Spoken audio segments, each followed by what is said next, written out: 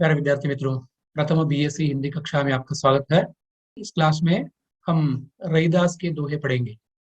रविदास भक्ति काल के निर्गुण संप्रदाय के एक प्रसिद्ध कवि रहे। जिस तरह कबीर ने निचली जातियों में एक नया आत्मसम्मान जगाया था, लेकिन भक्ति के संदर्भ में हम देखते हैं कि वहाँ वैष्णव, शैव आदि अनेक भक्ति पद्धतियां थी। नवधा भक्ति, 9 प्रकार की भक्ति पद्धतियां मानी जाती हैं। लेकिन ना, भक्त बनने के लिए क्या शिक्षा की आवश्यकता है, क्या शास्त्र ज्ञान की आवश्यकता है, संस्कृत समझने की आवश्यकता है, ये सभी प्रश्न थे। इन सभी प्रश्नों का जवाब कबीर ने ही दिया था कि तो इसकी कोई आवश्यकता नहीं है, जो आत्मज्ञानी है वही महान है। तो अपनी आत्मा की आवाज सुनता है और उस परमात्मा से उसे जोड़ता है, तो वह सच्चा भक्त है, महान है। तो रविदास भी कबीरपंथी कवि रहे हैं। निम्न जाति के होते हुए भी आत्मसम्मान पूर्वक का जीने का साहस था। जिस तरह कबीर ने किया था, उसी तरह रविदास ने भी किया था। कबीर तो मुसलमान परिवार में पले बड़े थे, लेकिन रविदास अथवा रविदास जाति से चमार थे, निचली जाति के थे। लेकिन कबीर को देखकर अथवा कबीर में जो आत्मशक्ति थी, तो उसको देखते हुए रविदास ने भी तो ये विचार किया कि तो वे भी तो कुछ कर सकते हैं। रविदास का परिचय इस प्रकार है कि संत रविदास जी का जीवन परिचय है। रविदास जी का जन्म चंद्रवंशी चर्मकार जाति में बनारस के समीप गांव में हुआ था। बनारस वर्तमान काशी के एक चर्मकार परिवार में, चर्मकार चमार परिवार में उनका जन्म हुआ था। बनारस के समीप एक छोटे से गांव में। जन्म तिथि को लेकर विद्वानों में मतभेद है। उनका जन्म कब हुआ, तो इस संबंध में विद्वानों में मतभेद है।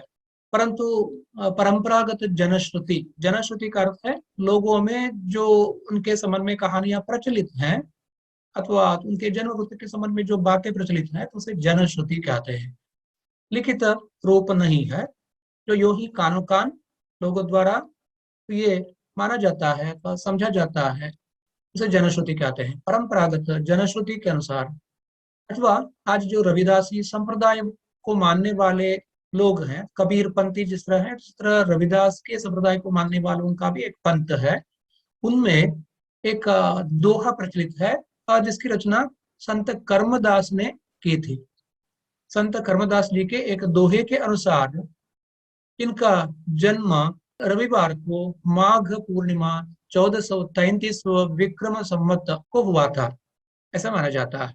संत कर्मदास जी ने इस संबंध में एक साक्ष्य दिया है अपने दोहे में।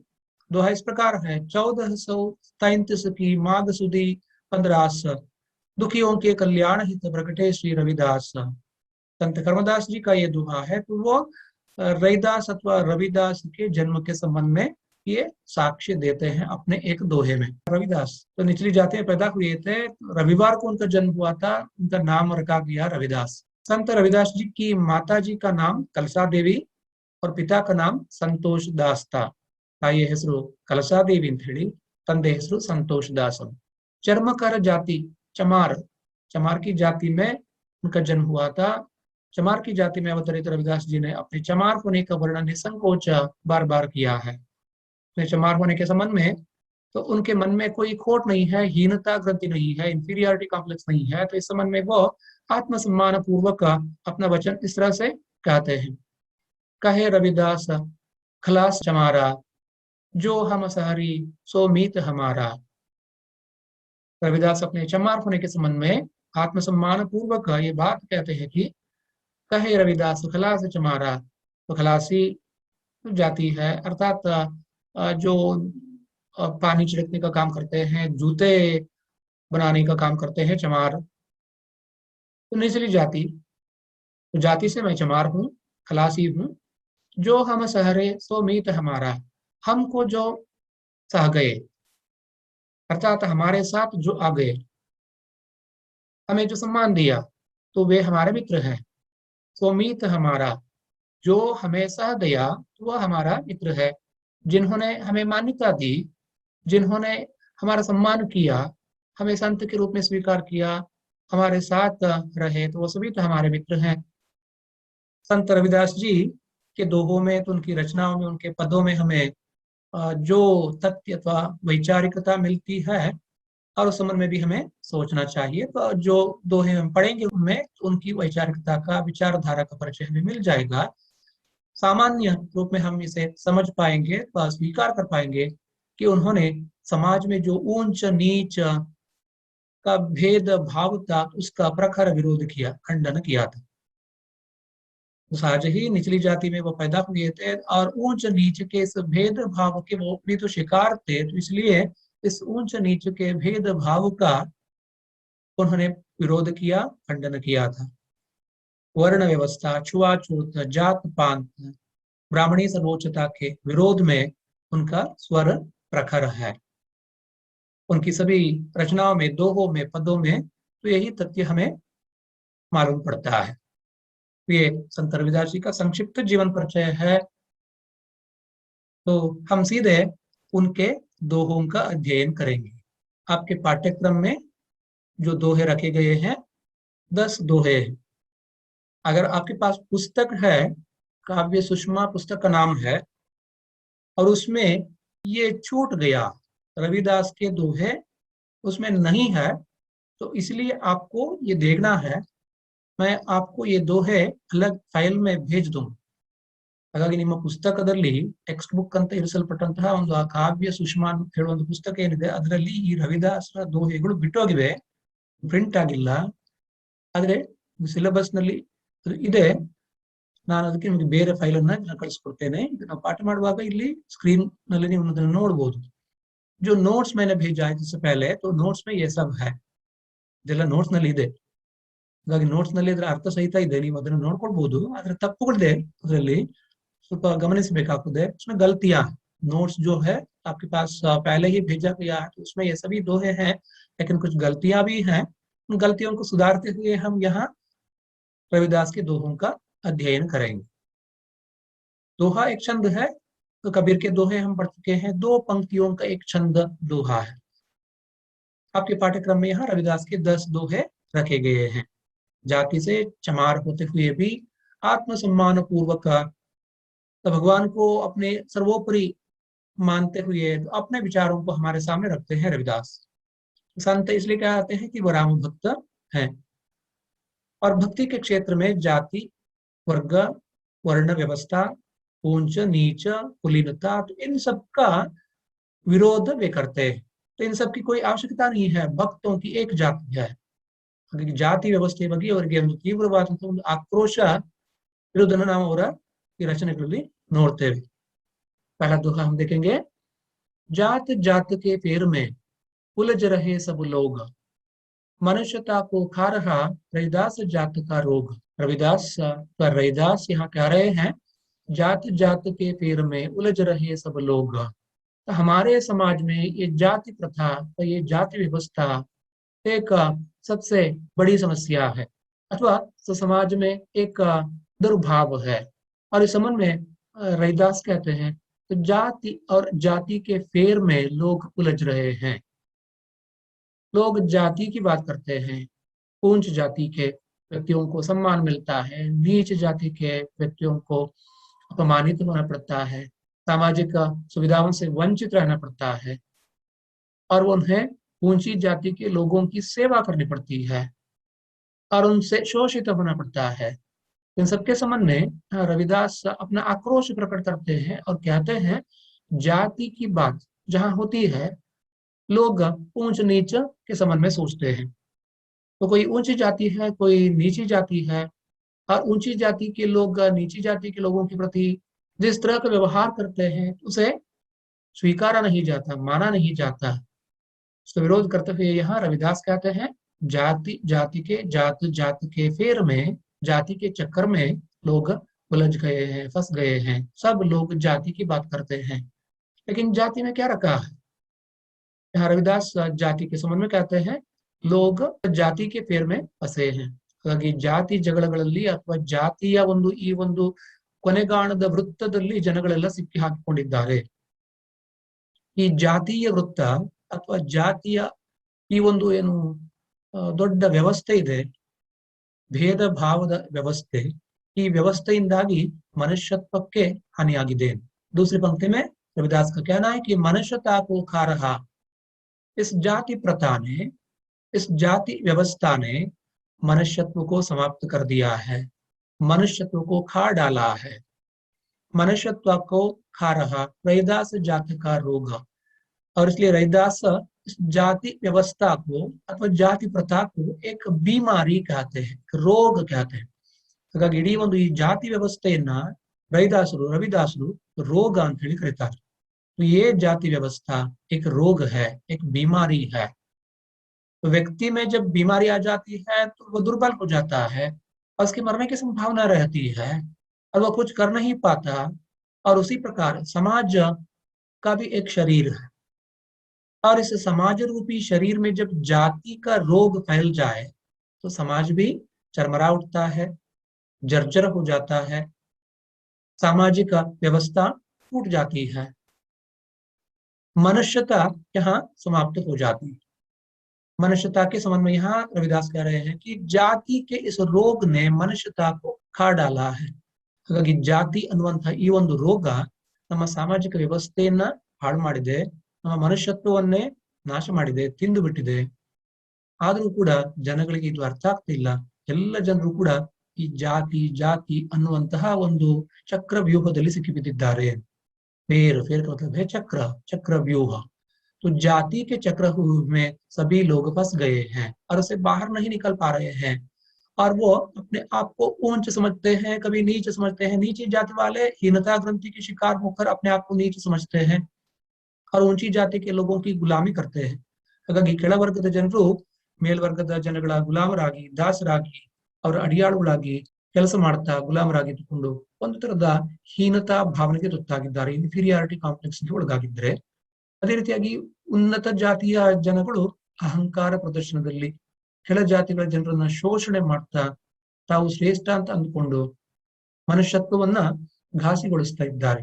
यहाँ पर रविदास का कहना है कि जाति के इस रोग ने समाज को दुर्बल कर दिया है, सामाजिक व्यवस्था को दुर्बल कर दिया है, मनुष्यता को हानि पहुंचाई है, मनुष्यता को समाप्त कर दिया है. जाति के चक्रव्यूह में लोग फंस गए हैं. ऊंची जाति के लोगों में जहां दंभ है, अभिमान है, अहंकार है, घमंड है, शोषक नीतियां हैं, और दूसरी तरफ निचली जाति के लोगों में भी हीनता ग्रंथि है, दासता है, गुलामी है. और इन सब के संदर्भ में यहाँ रविदास कह रहे हैं कि हमें इस जाति प्रथा का विरोध करना चाहिए, इस चक्रव्यूह से सबको बाहर आना चाहिए, तभी तो हमारी सामाजिक व्यवस्था स्वस्थ हो जाएगी. नहीं तो ये बीमारी हमेशा हमें दुर्बल करती रहेगी. पहले दोहा का तात्पर्य है. दूसरा दोहा देखेंगे. दूसरे दोहे में रविदास कहते हैं, रविदास जन्म के कारण है होत न को वो नीच, नर को नीच करी डारी है ओछे कर्म की कीच. रविदास इस दूसरे दोहे में कहते हैं, जन्म के संबंध में कहते हैं, जाति व्यवस्था के संबंध में कहते हैं. रविदास जन्म के कारण है होत न को वो नीच. रविदास कहते हैं कि जन्म के कारण कोई नीच नहीं होता. पहली पंक्ति का अर्थ है, जन्म से इस संसार में कोई नीच नहीं होता. ಹುಟ್ಟಿನಿಂದ ಯಾರು ಇಲ್ಲಿ ನೀಚರಲ್ಲ. जन्म के कारण कोई नीच नहीं होता. नर को नीच करी डारी है ओछे कर्म की कीच. लेकिन मनुष्य नीच बनता है, ये भी तो हम देखते हैं संसार में. लेकिन जाति के कारण कोई नीच नहीं होता, ಮನುಷ್ಯ अपने कर्म के कारण नीच होता है. ಆದ್ರೆ ಈ ಜಗತ್ತಿನಲ್ಲಿ ನೀಚರಿದ್ದಾರೆ, ಜಾತಿಯಿಂದ ನೀಚರಲ್ಲ, ತಮ್ಮ ಕರ್ಮಗಳಿಂದ ನೀಚರಾಗುವವರು ಕಂಡು ಬರ್ತಾರೆ ಜಗತ್ತಿನಲ್ಲಿ. रविदास कहता है कि जन्म के कारण कोई नीच नहीं होता, लेकिन नीच वे बनते हैं जो अपने ओछे कर्म के कारण. ओछे कर्म बुरे काम, ನೀಚ ಕಾಮ್, ನೀಚ ಕರ್ಮ. ಹಾಗಾಗಿ ನೀಚ ಕರ್ಮಗಳಿಂದಾಗಿ, ಕೆಟ್ಟ ಕೆಲಸಗಳಿಂದಾಗಿ ಮನುಷ್ಯ ನೀಚನಾಗ್ತಾನೆ. ನೀಚ ಕರ್ಮಗಳ ಕೆಸರಿನಿಂದಾಗಿ ಅವನು ನೀಚನಾಗ್ತಾನೆ. नर को नीच करी डारी है, नर को नीच कर डाला है ओछे कर्म की कीच ने. ओछे का मतलब है नीच कर्म जो स्टैंडर्ड नहीं है, जो स्टैंडर्ड नहीं है तो वो ಓಚಾ है. ಹಾಗಾಗಿ ತುಂಬಾ ಕೆಟ್ಟದಾದ ಕೆಳ ದರ್ಜೆಯ ಸಬ್ ಸ್ಟ್ಯಾಂಡರ್ಡ್ ಅಂತ ಹೇಳಿ ಓಚಾ ಅಂತ ಹೇಳಿದ್ರೆ ಸಬ್ ಸ್ಟ್ಯಾಂಡ್ ಕೆಳ ದರ್ಜೆಯ ಕರ್ಮಗಳಿಂದಾಗಿ, ಕೆಳ ದರ್ಜೆಯ ಕರ್ಮ ಅಂತ ಹೇಳಿದ್ರೆ ಅದು ಉದ್ಯೋಗ ಅಲ್ಲ, ಕೆಳ ದರ್ಜೆಯ ಕರ್ಮ ಅಂತ ಹೇಳಿದ್ರೆ ಪಾಪ ಕಾರ್ಯಗಳು, ಕೆಟ್ಟ ಕೆಲಸಗಳು. ओछे कर्म का मतलब है दुष्कार्य अथवा बुरे काम. तो बुरे कर्म के कारण जो कीचड़ लग जाती है, ಕೇಸರು ಮೆತ್ತಿಕೊಳ್ತದೆ, ಪಾಪದ ಕೆಸರನ್ನ ಮೆತ್ತಿಕೊಳ್ಳಬಹುದಾದಂತಹ ಕೆಟ್ಟ ಕೆಲಸಗಳು. ಅಂದ್ರೆ ಪಾಪ ಅನ್ನುವಂಥದ್ದು ಕೊಳೆ, कीच का अर्थ है कीचड़, यहाँ पाप ही कीचड़ है. पाप की कीचड़ लग जाती है बुरे कामों से, ಪಾಪ ಕರ್ಮೋं से. ಹಾಗಾಗಿ ಪಾಪ ಕಾರ್ಯಗಳಿಂದ, ಕೆಟ್ಟ ಕೆಲಸಗಳಿಂದ ಪಾಪವೆಂಬ ಒಂದು ಕೆಸರು ನಮಗೆ ಮೆತ್ತಿಕೊಳ್ತದೆ. ಆವಾಗ ನಾವು ನೀಚರಾಗ್ತೇವೆ, ಕೆಟ್ಟವರು ಅಂತ ಕರೆಯಲ್ಪಡ್ತೇವೆ. अगर कोई संसार में नीच है तो वो पापी है. पापी का मतलब है जो हमेशा पाप कर्म में डूबा रहता है. जन्म से कोई नीच नहीं होता. दूसरे दोहे में रविदास यही कह रहे हैं, जन्म के कारण कोई नीच नहीं होता, अपने दुष्कर्मों के कारण वह नीच बनता है. पाप कर्मों के कीचड़ में सन कर वह नीच कहलाता है. फिर तीसरा दोहा देखेंगे. इस दोहे में भी रविदास यही कह रहे हैं और यहाँ ಜಾತಿ की ಸೂಕ್ಷ್ಮತಾओं में वो जाते हैं. ನಮ್ಮ ಸಾಮಾಜಿಕ ವ್ಯವಸ್ಥೆ ಈ ಜಾತಿ ಪದ್ಧತಿಯಿಂದ ಕೂಡಿದ್ದು ಎಷ್ಟೊಂದು ಸಂಕೀರ್ಣವಾಗಿದೆ, ಕಾಂಪ್ಲೆಕ್ಸ್ ಆಗಿದೆ ಅನ್ನೋದನ್ನ ಇಲ್ಲಿ ಅವರು ಗಮನಿಸ್ತಾ ಇದ್ದಾರೆ. इस संबंध में रविदास को कहना है कि हमारे यहाँ जो जाति प्रथा है, जाति व्यवस्था है, वर्णाश्रम व्यवस्था है, यहाँ एक नहीं सैकड़ों जातियां हैं और इन सभी जातियों में उपजातियां हैं. ಜಾತಿಗಳಲ್ಲಿ ಉಪಜಾತಿಗಳಿವೆ, ಉಪಜಾತಿಗಳಲ್ಲಿ ಮತ್ತೆ ಉಪಜಾತಿಗಳಿವೆ. ಒಂದೇ ಜಾತಿಯಲ್ಲಿರುವಂತಹ ಉಪಜಾತಿಗಳಲ್ಲಿ समानता ಇಲ್ಲ.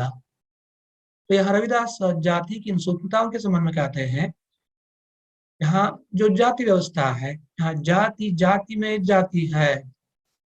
उनका कहना यही है, जो केतन के पात रविदास मनुष्य न जुड़ सके जब तक जाति न जा.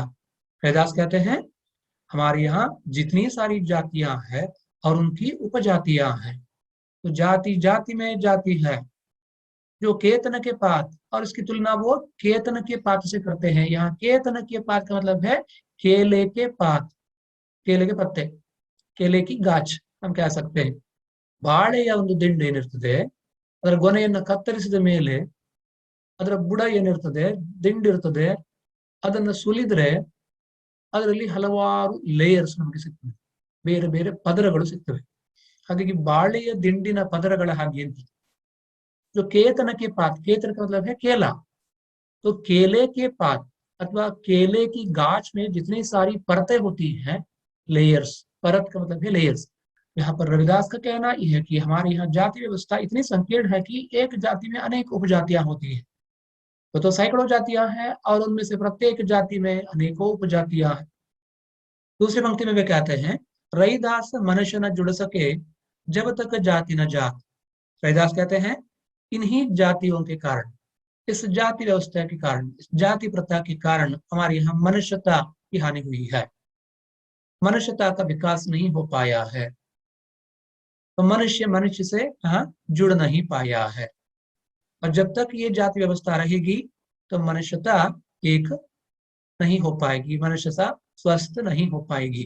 तो पिछली पंक्तियों में, तो पिछले दोहे में तो इसे रोग कहते हैं, जाति को रविदास एक रोग कहते हैं. और यहाँ कह रहे हैं कि जब तक ये जाति व्यवस्था रहेगी तब तक मनुष्य जुड़ नहीं पाएंगे एक दूसरे से. रविदास कहते हैं मनुष्य न जुड़ सके, मनुष्य जुड़ नहीं सकते हैं. ಈ ಜಾತಿ ವ್ಯವಸ್ಥೆಯಿಂದಾಗಿ ಮನುಷ್ಯರು ಮನುಷ್ಯರನ್ನು ಗುರುತಿಸದ ಹಾಗೆ ಆಗಿದೆ. ಮನುಷ್ಯರಿಗೆ ಮನುಷ್ಯರ ಗುರುತು ಉಂಟಾಗುವುದಿಲ್ಲ, ಮನುಷ್ಯರು ಒಟ್ಟಾಗುವುದಿಲ್ಲ, ಒಂದಾಗುವುದಿಲ್ಲ, ಅವರಲ್ಲಿ ಏಕತೆ ಉಂಟಾಗುವುದಿಲ್ಲ. ನಾವೆಲ್ಲ ಬೇರೆ ಬೇರೆ ಜಾತಿಗಳಾಗಿ ಒಬ್ಬರು ಮತ್ತೊಬ್ಬರನ್ನ ತಿರಸ್ಕಾರದಿಂದ ನೋಡುವಂತ ಹಾಗೆ ಆಗಿದೆ. मनुष्य न जुड़ सके, मनुष्य और मनुष्य के बीच का संबंध अब शिथिल हो गया है इस जाति व्यवस्था के कारण. जब तक जाति न जात, जब तक ये जाति नहीं जाती है, ಈ ಜಾತಿ ಅನ್ನುವಂಥದ್ದು ಹೋಗುವವರೆಗೂ ಕೂಡ ಮನುಷ್ಯ ಕುಲ ಒಂದು ಅಂತ ಹೇಳಿ ಒಂದು ಭಾವನೆ ಮನುಷ್ಯನಲ್ಲಿ ಬರುವುದಿಲ್ಲ. जब तक जाति नहीं जाती है तब तक मनुष्य जुड़ नहीं सकते हैं. अर्थात मानव एकता को स्थापित करने के लिए तो जाति प्रथा का निर्मूलन करना है। रविदास का मानना है जब तक ये जाति व्यवस्था नहीं जाएगी तब तक मनुष्य की एकता अथवा मानव एकता स्थापित नहीं हो पाएगी। तो प्यारे विद्यार्थी मित्रों, हम अगला दोहा देखेंगे, चौथा दोहा। इस दोहे में रविदास कहते हैं कि जिसके हृदय में दिन और रात राम की भक्ति होती है, अर्थात जो भक्त है निरंतर दिन और रात राम का स्मरण करता है वह भक्त, और वह भक्त भगवान के बराबर है। तो भक्त और भगवान में कोई अंतर नहीं है। जिस भक्त के हृदय में राम के प्रति निरंतर भक्ति होती है, अखंड भक्ति होती है, तो दिन और रात राम का स्मरण करता है, तो वो भक्त महान है, तो वो भगवान ही है। ಹಾಗಾಗಿ ಭಕ್ತನೇ ಭಗವಂತ, ಭಕ್ತನಿಗೂ ಭಗವಂತನಿಗೂ ವ್ಯತ್ಯಾಸ ಇಲ್ಲ। तो भक्ति के संबंध में यहाँ रविदास का कथन है। इस दोहे में कहते हैं, दोहा हम पढ़ेंगे। रविदास कहे जाके हृदय रहे रई न दिन राम, सो भगता भगवंत समा क्रोध न व्यापे काम।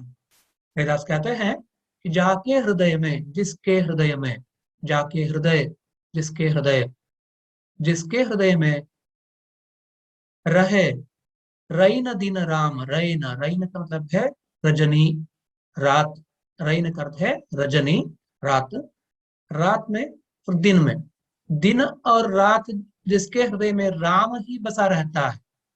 ಯಾರ ಹೃದಯದಲ್ಲಿ ಹಗಲು ರಾತ್ರಿ ರಾಮನೇ ತುಂಬಿಕೊಂಡಿರ್ತಾನೋ, ಅರ್ಥಾತ್ ರಾಮನ ನಾಮಸ್ಮರಣೆಯೇ ಇರ್ತದೋ, ಆ ವ್ಯಕ್ತಿ ಭಕ್ತ, ಅವನು ಭಗವಂತನಿಗೆ ಸಮಾನ। तो रविदास का कहना है कि जिसके हृदय में, जाके हृदय में दिन और रात राम बसा रहता है अथवा राम का स्मरण होता रहता है, तो वो भक्त, सो भगता, अर्थात वो भक्त भगवंत सम, सो भगता भगवंत सम, तो वो भक्त भगवान के समान है। ಹಾಗಾಗಿ ದೇವರಿಗೆ ಸಮ ಆತ। जिस भक्त के हृदय में दिन और रात राम का स्मरण होता रहता है, राम का नाम जाप होता रहता है, तो वो भक्त भगवान के बराबर है, भगवान के समान है। क्रोध न व्यापे काम, और वह भक्त ऐसा है और उसका व्यवहार भी ऐसा है जो किसी पर क्रोध नहीं करता।